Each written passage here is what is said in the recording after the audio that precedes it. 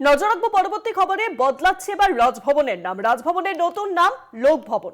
শুধুমাত্র কলকাতা নয়, দার্জিলিং এর রাজভবনের নাম বদলাচ্ছে। স্বরাষ্ট্র মন্ত্রক চূড়ান্ত ছাড়পত্র ইতিমধ্যেই কিন্তু দিয়ে দিয়েছে। বদলাচ্ছে রাজভবনের নাম, এবার তা হতে চলেছে লোকভবন নামেই কিন্তু পরিচিতি পেতে চলেছে। অ্যাসেম্বলির নাম বদলে এবার লোকভবন হতে চলেছে, এমনটাই কিন্তু এই মুহূর্তে খবর সামনে আসছে। শুধুমাত্র কিন্তু কলকাতায় নয়, দার্জিলিং এও বদলাচ্ছে রাজভবনের নাম।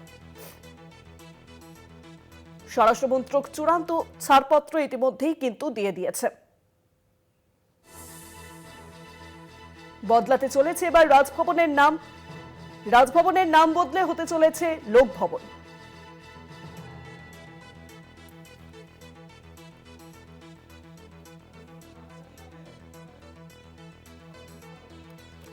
শুধুমাত্র কলকাতায় নয়, দার্জিলিং এও বদলাচ্ছে নাম।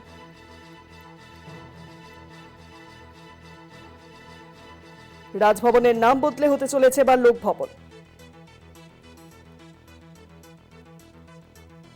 যেমনটা আপনাদের জানাচ্ছিলাম যে রাজভবনের নাম বদলে হতে চলেছে এবার লোকভবন, এমনটাই কিন্তু জানা যাচ্ছে। ইতিমধ্যেই চূড়ান্ত ছাড়পত্র কিন্তু মিলে গেছে।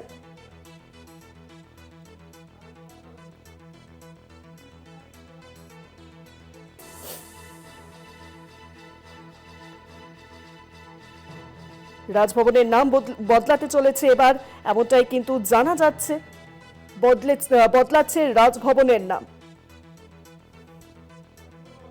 আর বিস্তারিত জানবো, এখন ফোন লাইনের সঙ্গে রয়েছেন প্রতিনিধি অরিত্র ঘোষ। অরিত্র, রাজভবনের নাম বদলে এবার লোকভবন হতে চলেছে, কি জানা যাচ্ছে? এর কি চূড়ান্ত যে কথা বলা হবে তার জন্য কি কোনো প্রেস ব্রিফিং হতে চলেছে?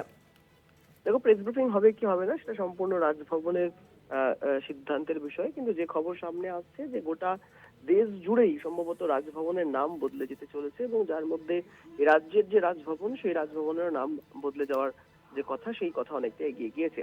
দেখো, যেটা জানা যাচ্ছে যে রাজভবনের নাম বদলে লোক ভবন হতে চলেছে। তার কারণ এই রাজভবন নামটিতে অনেকাংশেই অনেকের আপত্তি ছিল। যেটা প্রাথমিকভাবে জানা গেছে যে রাজতন্ত্র যেহেতু আর এই দেশে নেই, সেই কারণে রাজভবন নামটি অনেকটা বেমানান, এবং এই রাজভবন নামটি ইংরেজিদের ব্রিটিশদের দেওয়া একটি নাম, যে নামটিতে অনেকেরই অনেক অনীহা রয়েছে, আপত্তি রয়েছে। সেই জায়গা থেকে দাঁড়িয়ে রাজভবনের নাম বদলের একটা চিন্তা ভাবনা বেশ কয়েক বছর ধরেই চলছিল।